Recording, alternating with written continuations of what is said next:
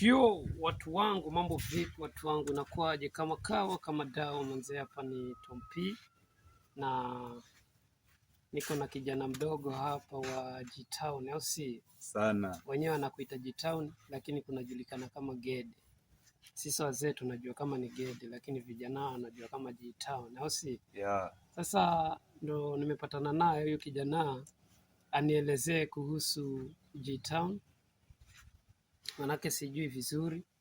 Anielezee sifa za Gede. Sifa za Gede ni nini? Hata mtu ambaye ako kule juu anajua kuna Gede. Je, sifa zake ni nini? Ni wizi wa mawoza ama wajua G-Town kuna mawoza wengi sana, lakini nimepata na kijana mmoja si woza, kijana mtanashati hivi. Sasa ndo ataenda kutuelezea sifa za Gede, sifa zake ni nini.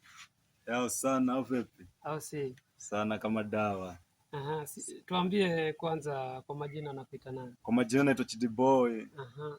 Mimi ni MC kama kawa. Aha. Mkajua Gede. Aha. Lakini sasa tunakuita G-Town kwa sababu ya starehe kibao yani. Una starehe? Yeah. Nataka kwa kifupi tu nielezee sifa za pale Gede. Sifa zake ni nini? Unajua miji mingi iko na sifa zake tofauti. Watamu sifa zake ni utalii. Sawa, Utalii. Malindi